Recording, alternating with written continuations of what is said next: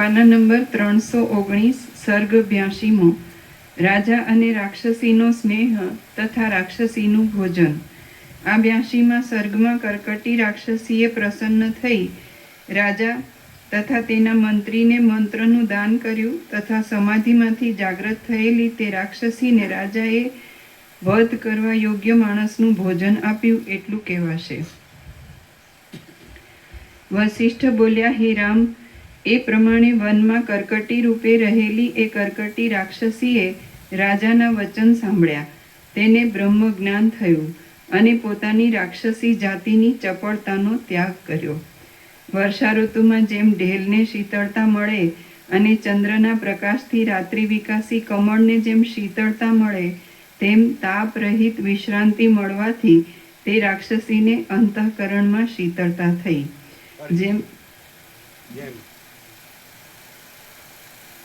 વર્ષા ઋતુમાં જેમ ઢેલને શીતળતા મળે અને ચંદ્રના પ્રકાશથી રાત્રિ વિકાસી કમળને જેમ શીતળતા મળે તેમ તાપ રહિત વિશ્રાંતિ મળવાથી તે રાક્ષસીને અંતઃકરણમાં શીતળતા થઈ. જેમ આકાશમાં મેઘનો ગડગડાટ સાંભળીને બગલીના ગર્ભને આનંદ થાય તેમ રાજાના વચન સાંભળીને તે રાક્ષસીને આનંદ થયો. રાક્ષસી બોલી, જેમાંથી સારનો અસ્ત થયો નથી એવા જ્ઞાનરૂપી સૂર્યથી પ્રકાશ પામતી તમારી બંનેની બુદ્ધિ પવિત્ર જણાય છે. જેમાંથી સારનો અસ્ત થયો નથી એવા જ્ઞાનરૂપી સૂર્યથી પ્રકાશ પામતી તમારી બંનેની બુદ્ધિ પવિત્ર જણાય છે. ચંદ્રમંડળમાંથી પ્રસરેલી ચાંદની પેઠે તમારી બુદ્ધિ શીતળ, સમરસ તથા શુદ્ધ છે. તમારા હૃદયમાંથી વાણી દ્વારા નીકળેલી વિવેક કણિકાનું શ્રવણ કરીને હું તમારા જેવા વિવેકી માણસોને જગતે પૂજવા લાયક અને સેવા લાયક માનું છું. તમારા હૃદયમાંથી વાણી દ્વારા નીકળેલી વિવેક કણિકાનું શ્રવણ કરીને હું તમારા જેવા વિવેકી માણસોને જગતે પૂજવા લાયક અને સેવવા લાયક માનું છું. ચંદ્રના ઉદયથી જેમ રાત્રિ વિકાસી કમળનો વિકાસ થાય તેમ તમારા સત્સંગથી હું વિકાસ પામી છું. જેમ સૂર્યના સંપર્કથી સૂર્ય વિકાસી કમળનો વિકાસ થાય છે અને જેમ પુષ્પના સમાગમથી સુગંધ વધે છે તેમ તમારા સમાગમથી મને આનંદ થયો છે. જેમ હાથમાં દીવાવાળા માણસને અંધકાર પરાભવ આપી શકતો નથી તેમ સત્પુરુષના સમાગમથી દુઃખની બાધા રહેતી નથી. પૃથ્વીમાં બ્રહ્મ સૂર્ય રૂપી એવા તમે બંને જણ અહીં જંગલમાં મને પ્રાપ્ત થયા છો. તમે પૂજા કરવા યોગ્ય છો. આથી તમારી જે ઈચ્છા હોય તે તમે મને કહો. રાજા બોલ્યો, રાક્ષસના કુળરૂપી વનમાં મંજરી રૂપે રહેલી હે રાક્ષસી, આ દેશમાં સર્વ માણસને હૃદયના શૂળ રોગની ઘણી પીડા થાય છે. વળી આખી જનતા વિષુચિકાથી તપી રહી છે. એટલા માટે હું રાત્રિચર્યા સારું બહાર નીકળ્યો છું. હૃદયના શૂળ વગેરે રોગની ઔષધથી શાંતિ થતી નથી, માટે મને તમારા જેવા પાસેથી મંત્રનો ઉપદેશ લેવાની ઈચ્છા છે. અજ્ઞજનોનો નાશ કરનાર તમારા જેવા માણસને શિક્ષા કરવા માટે મારી પ્રવૃત્તિ છે અને તે ફળરૂપ છે. હે શુભા, તમારે હવેથી કોઈ પણ પ્રાણીની હિંસા કરવી નહીં. તમે મારા એ વચનનો અંગીકાર કરો. રાક્ષસી બોલી, હે પ્રભુ, હું તમારા વચનનો અંગીકાર કરું છું અને સાચે જ આજથી હું કોઈ પણ પ્રાણીની હિંસા કરીશ નહીં. રાજા બોલ્યો, કમળ જેવા નેત્રવાળી હે રાક્ષસી, મારા વચન પ્રમાણે કોઈ પણ પ્રાણીની હિંસા ન કરવાથી તમારા શરીરની આજીવિકા કેમ કરીને ચાલશે? રાક્ષસી બોલી, હે રાજન, પર્વત ઉપર 6 માસ સુધી સમાધિ કર્યા પછી હું સમાધિમાંથી જાગી અને મને ભોજનનો સંકલ્પ થયો. આથી મને ભોજન કરવાની ઈચ્છા થઈ અને હું અહીં આવી હતી. હવે હું પાછી તે જ પર્વતના શિખર ઉપર જઈ ધ્યાનના નિશ્ચળપણાથી સચેતન પુતળીની પેઠે ઈચ્છા હશે ત્યાં સુધી સુખથી રહીશ. હું મરણના સમય સુધી શરીરને ધારણાથી ધારણ કરી રાખીશ અને કાળે કરીને યથેચ્છ પ્રમાણે દેહનો ત્યાગ કરીશ. આવી મારી ઈચ્છા છે. હે રાજન, હવે હવે હું પાછી તે જ પર્વતના શિખર ઉપર જઈ ધ્યાનના નિશ્ચળપણાથી સચેતન પૂતળીની પેઠે ઈચ્છા હશે ત્યાં સુધી સુખથી રહીશ. હું મરણના સમય સુધી શરીરને ધારણાથી ધારણ કરી રાખીશ અને કાળે કરીને યથેચ્છપણે દેહનો ત્યાગ કરીશ. આવી મારી ઈચ્છા છે. હે રાજન, હા,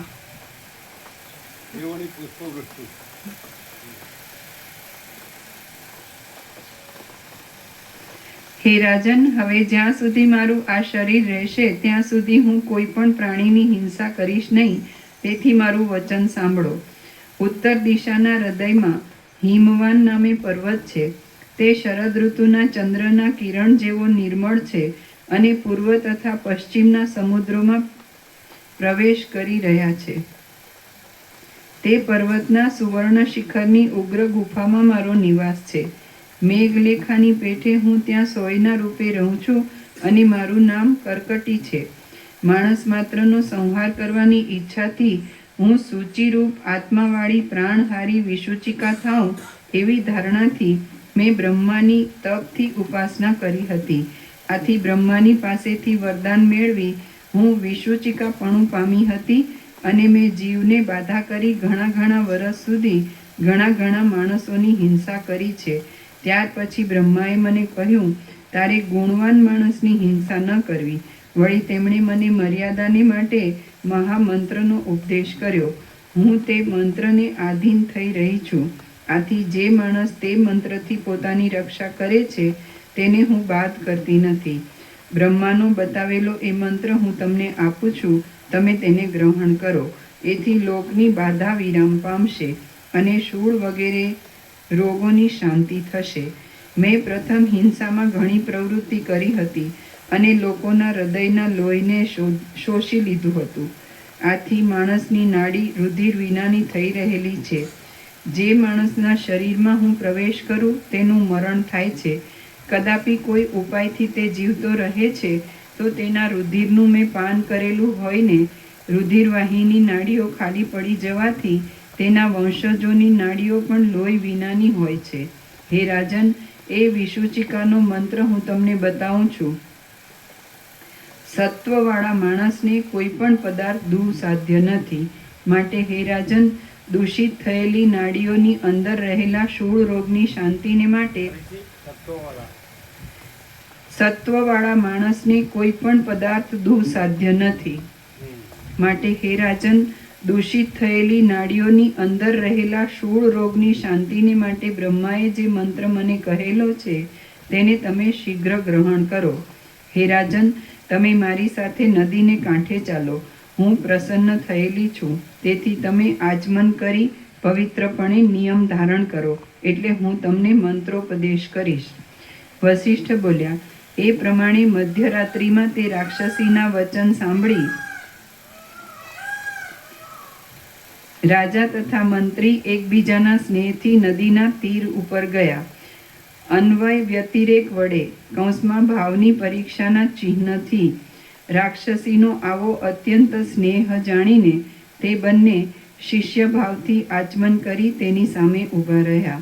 ત્યાર પછી તે કરકટી રાક્ષસીએ તે રાજા તથા તેના મંત્રીને બ્રહ્માએ બતાવેલો વિસૂચિકાનો મંત્ર સ્નેહપૂર્વક બતાવ્યો. પછી જેના ઉપર સ્નેહ ઉત્પન્ન થયો છે એવા તે રાજા તથા મંત્રીથી જુદા પડીને જ્યારે રાક્ષસીએ જવાનો વિચાર કર્યો ત્યારે તે રાજાએ તે રાક્ષસીને નીચે પ્રમાણે કહ્યું. રાજા બોલ્યો, હે મહાદેહવાળા રાક્ષસી, તમારી પાસેથી અમે મંત્રોપદેશ લીધો છે.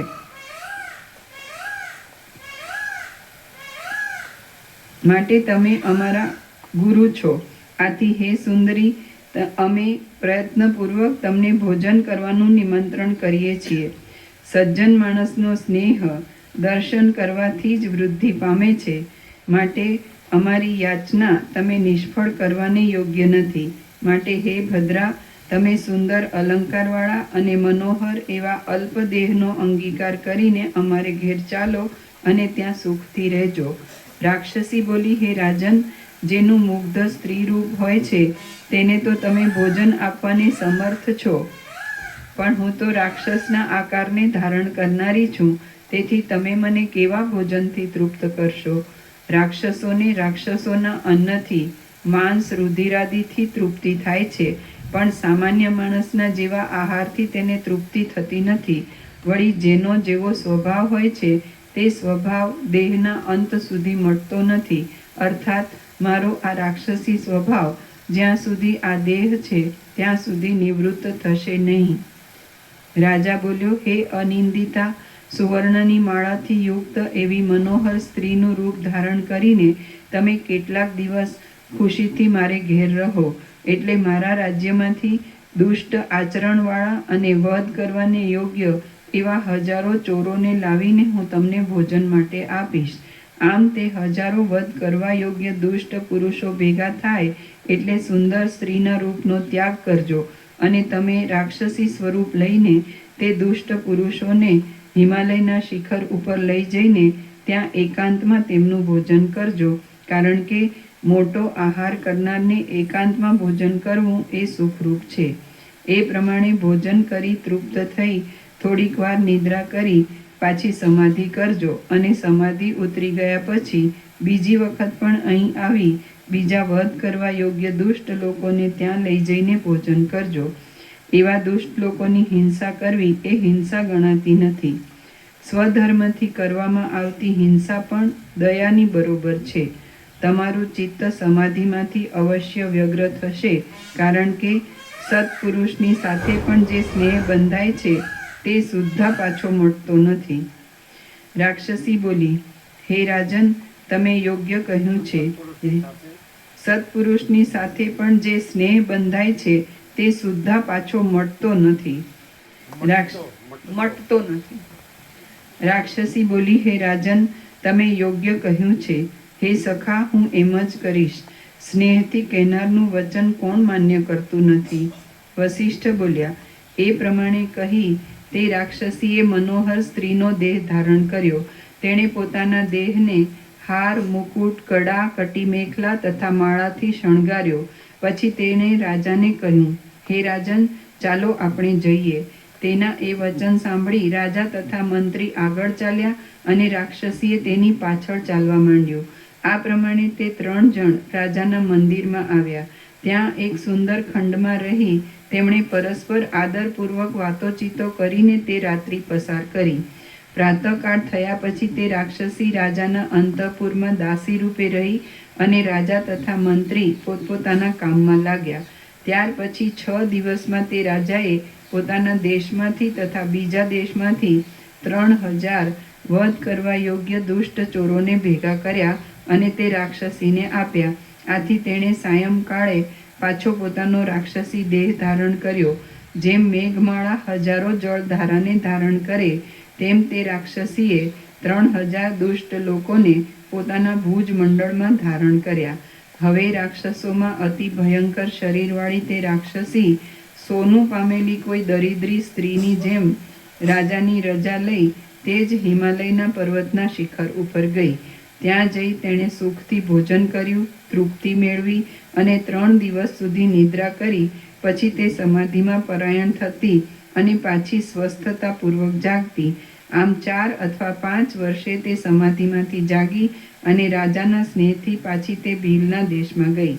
ત્યાં તે કેટલાક દિવસ સુધી વિશ્વાસપૂર્વક કથા વાર્તા કરતી રહી અને પાછું વધ કરવા યોગ્ય દુષ્ટ લોકોનું ગ્રહણ કરીને તેણે હિમાલયના શિખર ઉપર પ્રયાણ કર્યું. એ પ્રમાણે વારંવાર તે રાક્ષસીએ કરવા માંડ્યું. એવી રીતે જીવન મુક્તપણાથી ઘણા દિવસ સુધી તે રાક્ષસીએ પર્વત ઉપર સ્થિતિ કરી. કોઈ સમયે તે સમાધિમાંથી વિરામ પામી રાજાના દેશમાં આવી દુષ્ટ લોકોને પર્વત ઉપર લઈ જઈને સુખથી ભોજન કરે છે, તો કોઈ સમયે તે પોતાનું ચિત્ત ધ્યાનમાં જ જોડી દે છે. એ પ્રમાણે કેટલોક કાળ ગયા પછી ભીલ દેશના રાજાને પણ વિદેહ મુક્તિ થઈ, અને તે રાજાની મુક્તિ થયા પછી તે દેશમાં જે બીજો રાજા થયો તેણે પણ તે રાક્ષસીની સાથે તેવા જ પ્રકારનો સ્નેહ તથા સંબંધ રાખ્યો. શ્રી યોગ વસિષ્ઠ મહારામાયણમાં ઉત્પત્તિ પ્રકરણનો રાક્ષસી સૌહાર્દ નામનો સર્ગ 82મો સમાપ્ત. સર્ગ 83મો. કંદરા દેવીની સ્થાપના. આ 83મા સર્ગમાં જ્યારે ઘણા કાળ સુધી સમાધિમાંથી વિરામ પામી તે રાક્ષસીએ ભીલના દેશમાં આગમન ન કર્યું, ત્યારે લોકોએ શાંતિ માટે કંદરા દેવીની મૂર્તિની સ્થાપના કરી એટલું કહેવાશે. વસિષ્ઠ બોલ્યા, હે રામ, ત્યાર પછી ભીલના દેશમાં જે રાજા થયા તે બધા રાજાની સાથે તે રાક્ષસીને ઉત્તમ મિત્રતા થવા લાગી.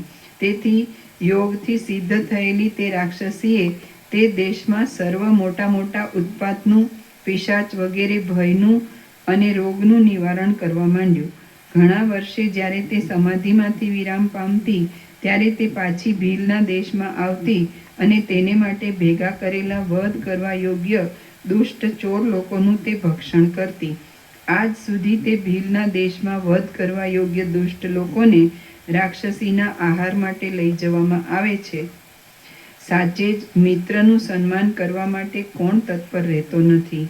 એ પ્રમાણે ઘણા દિવસ ગયા પછી જ્યારે તે રાક્ષસી કેટલોક કાળ સુધી તે દેશમાં આવી નહીં, ત્યારે ભીલ દેશના માણસોએ સર્વ દોષની શાંતિ માટે આકાશ સુધી ઊંચા મોટા મહેલમાં તે દેવીની મૂર્તિની સ્થાપના કરી અને તેનું કંદરા દેવી તથા મંગલા દેવી એવું નામ પાડ્યું. ત્યાર પછી તે દેશમાં જે રાજા થયા તે બધા રાજા કંદરા દેવીની મૂર્તિની પ્રતિષ્ઠા કરવા લાગ્યા. જો કોઈ અધમ રાજા કંદરા દેવીની પ્રતિષ્ઠા કરતો નથી તો તેના દેશમાં કેટલાક ઉત્પાત થાય છે તથા પ્રજાનો નાશ થાય છે. તે દેવીની પૂજા કરવાથી ઈચ્છિત ફળની પ્રાપ્તિ થાય છે અને તેનું પૂજન ન કરવાથી અનર્થની ઉત્પત્તિ થાય છે. આમ વધ કરવા યોગ્ય દુષ્ટ લોકોના બલિદાનથી તે દેવીની પૂજા થાય છે. સમસ્ત ફળ આપનારી તે દેવીની પ્રતિમા આજ સુધી ચિત્રમાં ચિતરેલી હોય તો પણ ફલપ્રદ થાય છે. વધ કરવા યોગ્ય સમગ્ર દુષ્ટ લોકોનો આહાર કરનારી તથા માણસ માત્રના બાળક તથા ધાન્ય વગેરેની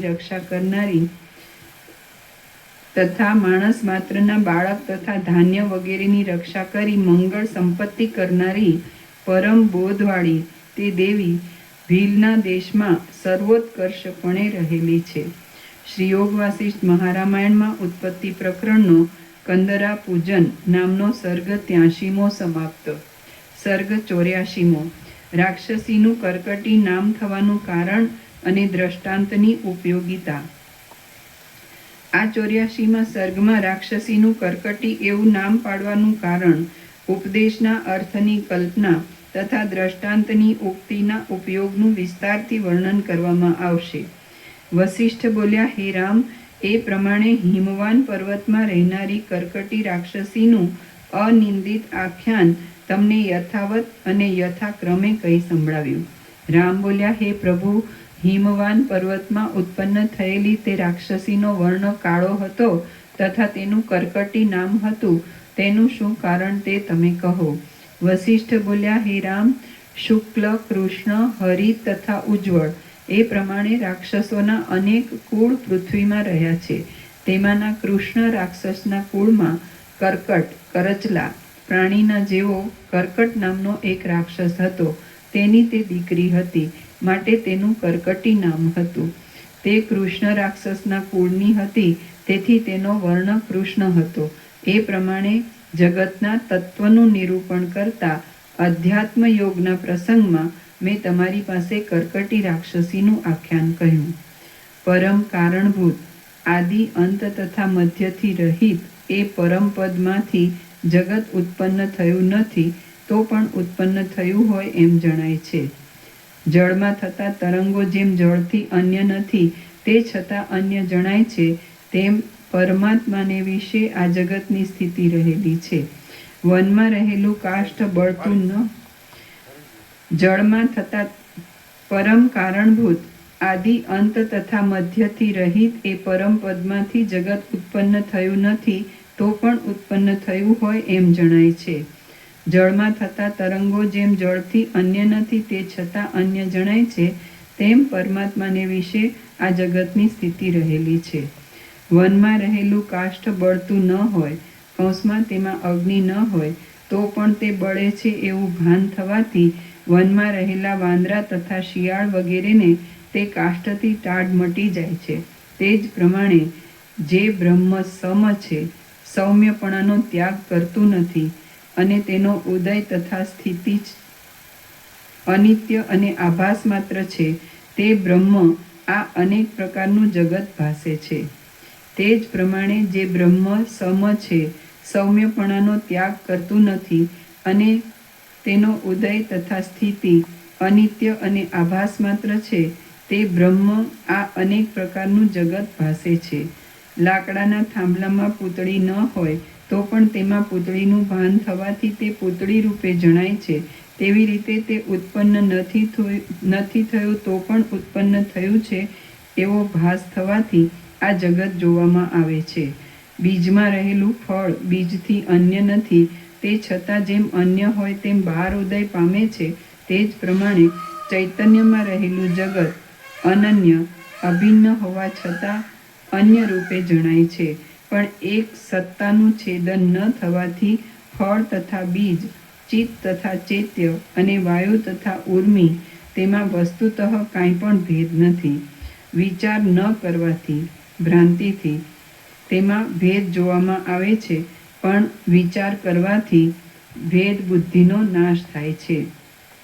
હે રઘુવર, કારણ વિના જેમ ભ્રાંતિ આવી છે તેમ જાય, માટે તેનો ત્યાગ કરો. બોધ થવાથી બ્રહ્મજ્ઞાન થશે, પણ તમે પ્રથમ ભ્રાંતિ માત્રનો ત્યાગ કરો.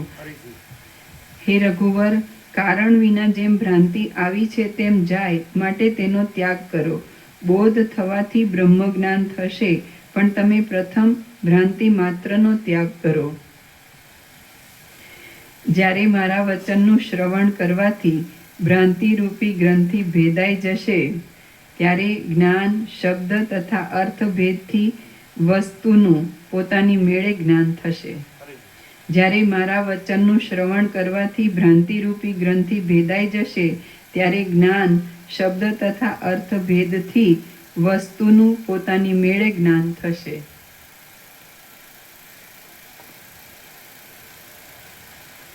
ભ્રાંતિરૂપી અનર્થ શ્રી ચિત્તમાંથી ઉત્પન્ન થયેલી છે અને મારા વચનનું શ્રવણ કરવાથી તે અનર્થ શ્રીની તથા અવિદ્યાની શાંતિ થશે. ભ્રાંતિરૂપી અનર્થ શ્રી ચિત્તમાંથી ઉત્પન્ન થયેલી છે અને મારા વચનનું શ્રવણ કરવાથી તે અનર્થ શ્રીની તથા અવિદ્યાની શાંતિ થશે.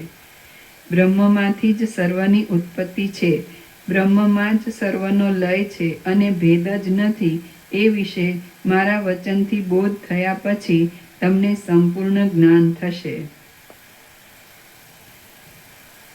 બ્રહ્મમાંથી જ સર્વની ઉત્પત્તિ છે, બ્રહ્મમાં જ સર્વનો લય છે અને ભેદ જ નથી, એ વિશે મારા વચનથી બોધ થયા પછી તમને સંપૂર્ણ જ્ઞાન થશે.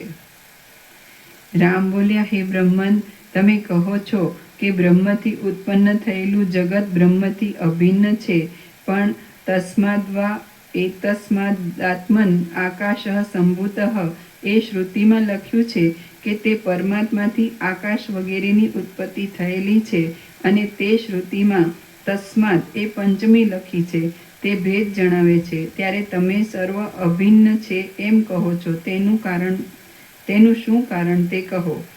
વસિષ્ઠ બોલ્યા, શાસ્ત્રમાં જે જે શબ્દો લખ્યા છે તે બધા અજ્ઞાનીને ઉપદેશ માટે તથા વ્યવહાર માટે જ લખેલા છે, માટે તે ભેદબોધક છે એમ સમજવું નહીં.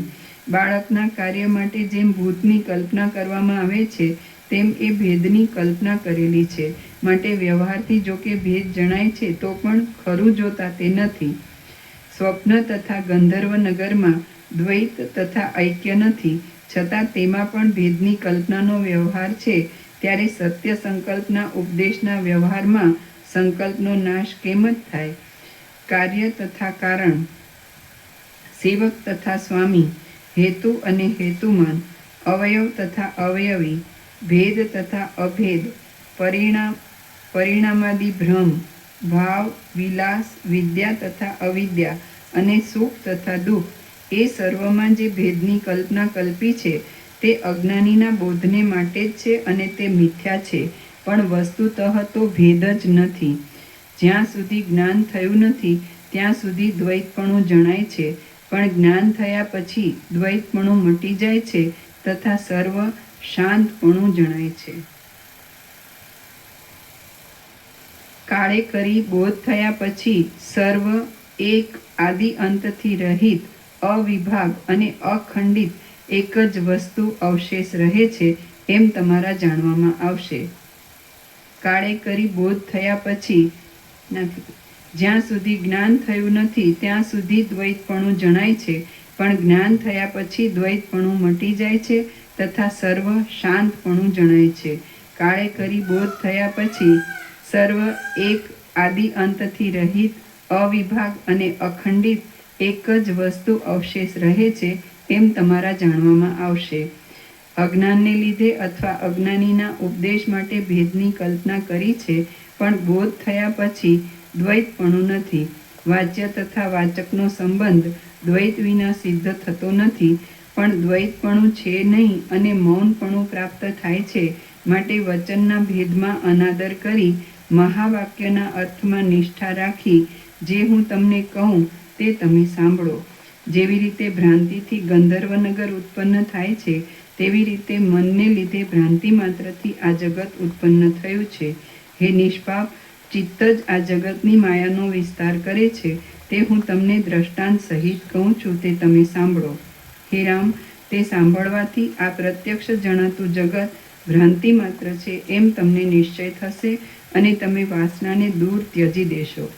મનના મનન માત્રથી આ ત્રણ જગતનું નિર્માણ થયું છે, માટે સર્વનો ત્યાગ કરીને તમે શાંતપણાથી આત્મપદમાં નિવાસ કરશો. મારા વાક્યના અર્થમાં તમે સાવધાન રહેજો. તમે મનરૂપી રોગની ચિકિત્સા કરવામાં વિવેકરૂપી ઔષધના લેશથી પ્રયત્ન કરજો. એ રીતે પ્રયત્ન કરવાથી જગતનું રૂપ માત્ર ચિત્તથી જ છે અને રેતીમાં જેમ તેલ નથી તેમ શરીર વગેરે કાંઈ છે જ નહીં એમ તમને નિશ્ચય થશે. રાગ દ્વેષ વગેરે કલેશથી દૂષિત થયેલું ચિત્ત જ સંસાર છે અને ચિત્તમાંથી જ્યારે રાગ દ્વેષ વિરામ પામે છે ત્યારે સંસારનો નાશ થાય છે.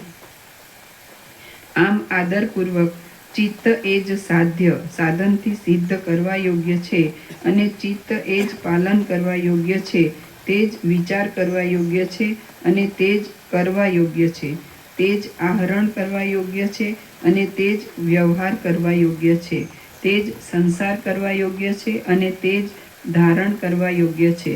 ચિત્ત વિના કોઈ પદાર્થ નથી, પણ ચિત્ત જગતરૂપી આકાશને ધારણ કરીને રહ્યું છે અને તે અહંકારના પ્રવાહની પેઠે કાળે કરી પ્રકાશ પામે છે. ચિત્તમાં પણ ચૈતન્ય તથા જડ એ બે ભાગ રહ્યા છે.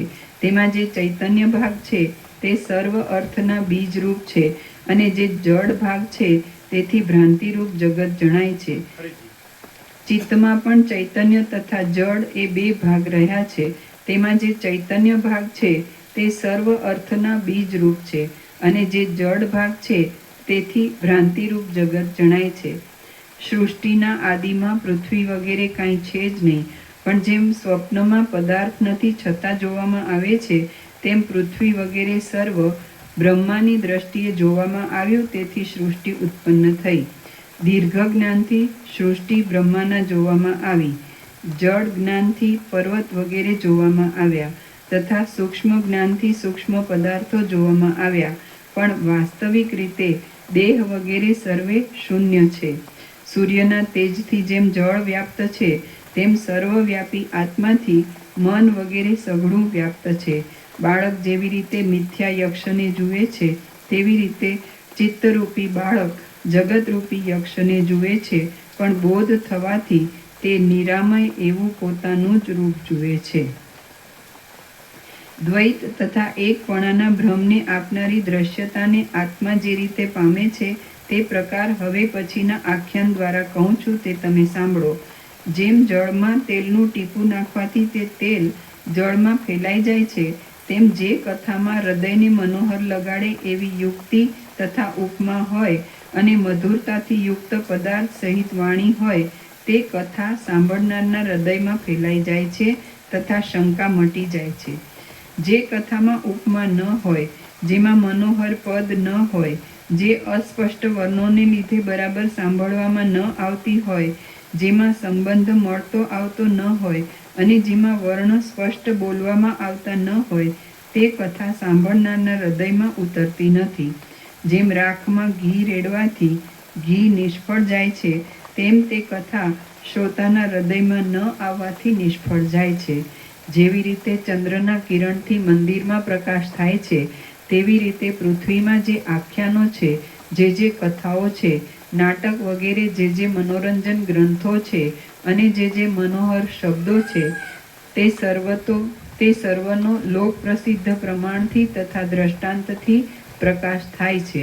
શ્રી યોગ વાસિષ્ઠ મહારામાયણમાં ઉત્પત્તિ પ્રકરણનો મોક્ષના ઉપાયમાં મનાંકુરોત્પત્તિ નામનો સર્ગ 84મો સમાપ્ત. સર્ગ 85મો બ્રહ્મા અને એક સૂર્યનો સમાગમ. આ 85મા સર્ગમાં બ્રહ્માને સૃષ્ટિ કરવાની ઈચ્છા થઈ ત્યારે તેમની નજરે 10 બ્રહ્માંડ આવ્યા, તો તેમાંના એક બ્રહ્માંડના સૂર્યની સાથે બ્રહ્માએ તત્વનો નિશ્ચય કર્યો એટલું કહેવાશે.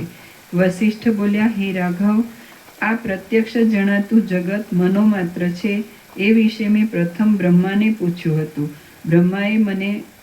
બ્રહ્માએ તેનો મને જે ઉત્તર આપ્યો હતો તે સર્વ હું તમને પૂછવાથી કહું છું. સાથે બ્રહ્માએ જે કથાનક મને કહેલા છે તે કથાનક પણ હું તમને કહું છું, તો તે સાંભળો. બ્રહ્માને મેં પૂછ્યું કે બ્રહ્મન, આ સૃષ્ટિના સમૂહ કેવી રીતે ઉત્પન્ન થયા છે તે કહો. એ પ્રમાણે મારા વચન સાંભળીને લોક પિતામહ બ્રહ્માએ એક ઐંદવાખ્યાન સાથે આ મહાન અર્થભર્યું વચન કહ્યું.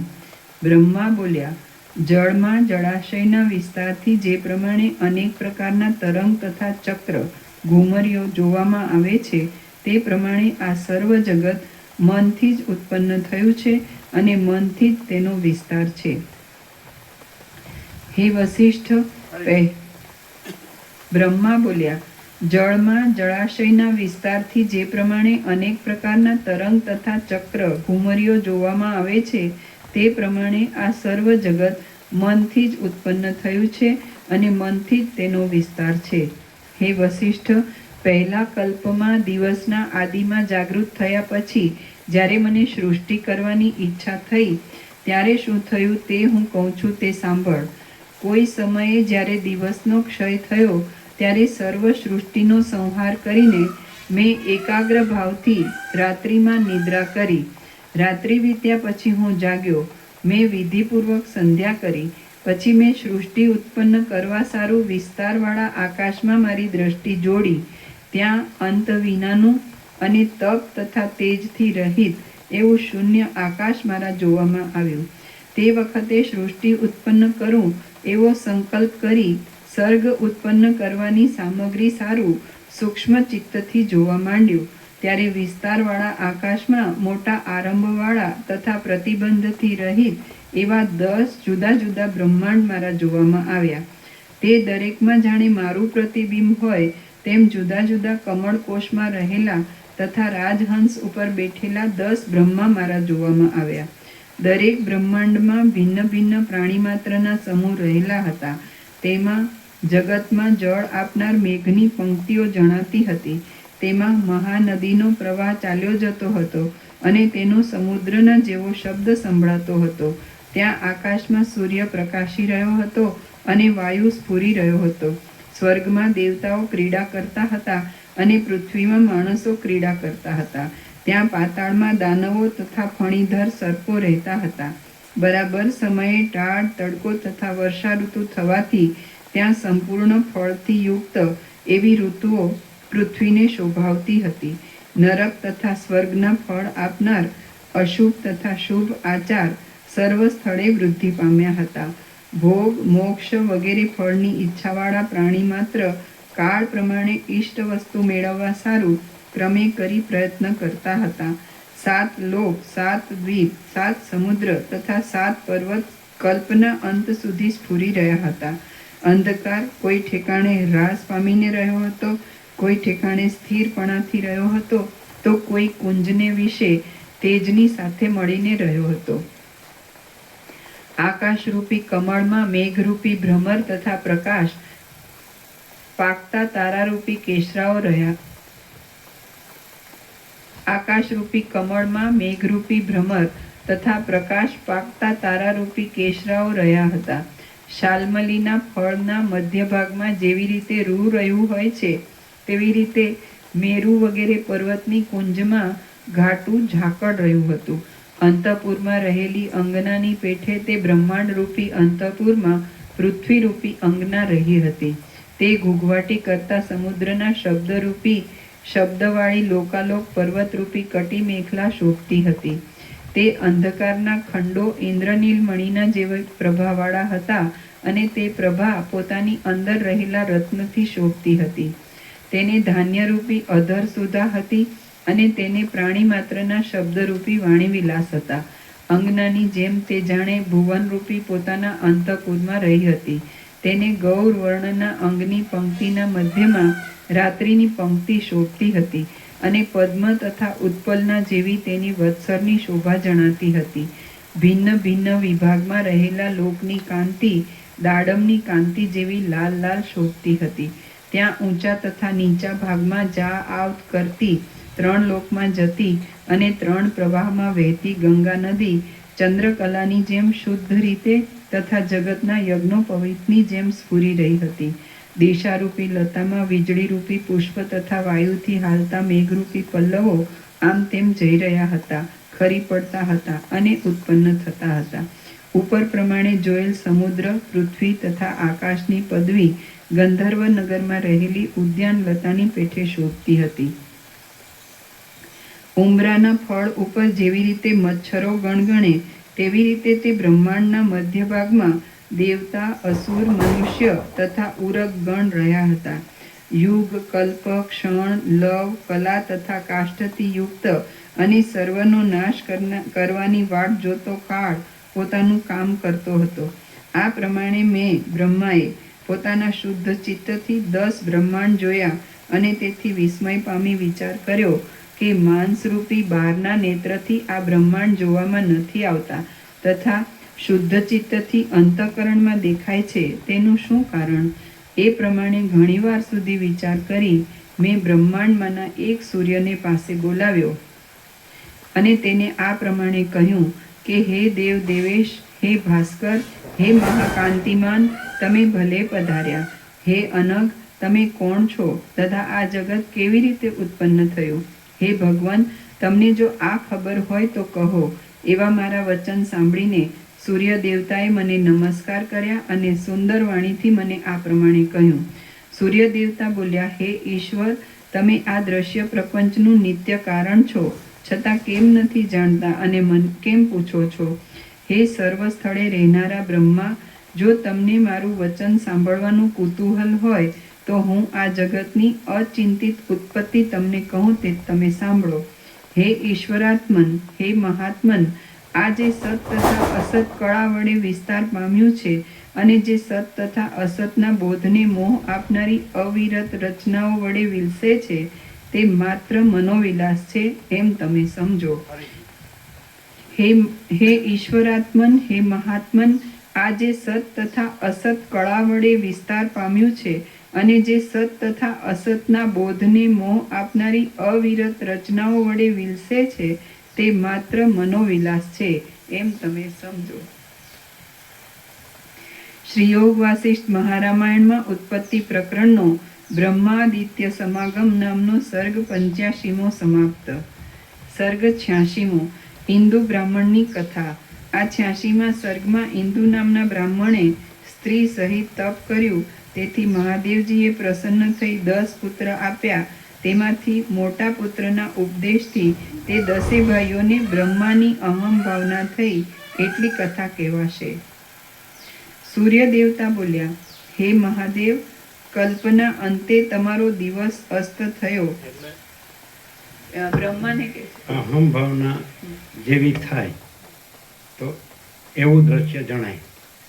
એટલે અહમ ભાવના એવી થાય કે હું આ માણસ છું એટલે એવું રૂપ ભાસે, અને અહમ ભાવના હું પરમ ચિદાકાશ પરમ જ્યોતિ અખંડ જ્યોતિ છું, તો હું પરમ ચિદાકાશ પરમ જ્યોતિ અખંડ જ્યોતિ છું. અહમ ભાવના જેવી થાય, અહમ ભાવના એવી થાય કે આ જે બ્રહ્મ માત્ર જે દ્રશ્ય અથવા સૃષ્ટિ અથવા જગત, ફિનોમેના, કોસ્મોસ, વિશ્વ, બ્રહ્માંડ જે કહેતા સર્ગ ભાસે છે, તો એ જે કાંઈ નથી એવો બ્રહ્મ ભાસે છે, એ બ્રહ્મમાં દેહ ભાસે. અને અહમ ભાવના દેહમાં થાય તો હું દેહ છું.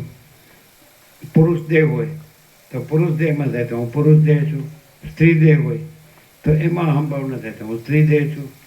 પછી એ સપ્ત ધાતુ પંચભૂત, પછી સૂક્ષ્મ દેહ, 5 કર્મેન્દ્રિયો, 5 જ્ઞાનેન્દ્રિય, તો એમાં અહમ ભાવના થાય તો હું 5 કર્મેન્દ્રિયો, 5 જ્ઞાનેન્દ્રિય છું. પછી અંતઃકરણ, મન, બુદ્ધિ, ચિત્ત, અહંકાર, એમાં અહમ ભાવના થાય તો હું અંતઃકરણ છું. પછી 5 પ્રાણ, તેમાં અહમ ભાવના થાય તો હું પ્રાણ છું. પછી પ્રકૃતિ, સત્વ, રજતમ, એમાં અહમ ભાવના થાય તો હું પ્રકૃતિ છું. પછી સાક્ષી પરમાત્માનું પ્રતિબિંબ ચિદાભાસ, અમૃત જીવ, એમાં અહમ ભાવના થાય તો હું આ દેહમાં અમુક જીવ છું, આ દેહમાં અમુક વ્યક્તિ છું. પછી સાક્ષીમાં અહમ ભાવના થાય તો હું સાક્ષી પરમાત્મા છું. અને આ જાગ્રત સ્વપ્ન સુષુપ્તિ તો એ આભાસ માત્ર છે, એનો હું સાક્ષી છું ને એ મારામાં નથી, હું એનામાં નથી, એ બાધિત છે. અને પછી સાક્ષીપણું પણ બાધિત છે, અને હું તુર્યાતીત એ પરબ્રહ્મ પરમાત્મા છું. તો હું અહમ ભાવના એમાં થાય તો પછી હું પરમ ચિદાકાશ પરમ જ્યોતિ અખંડ જ્યોતિ છું. જ્યાં અહમ ભાવના થાય, આભાસમાં અહમ ભાવના થાય, જ્યાં થાય તો આ આભાસ હું છું. અને જો પરમ ચિદાકાશ પરમ જ્યોતિ અખંડ જ્યોતિમાં અહમ ભાવના થાય તો હું પરમ ચિદાકાશ પરમ જ્યોતિ અખંડ જ્યોતિ છું. પ્રસાદ આપી દે. ઓમ ઓમ ઓમ.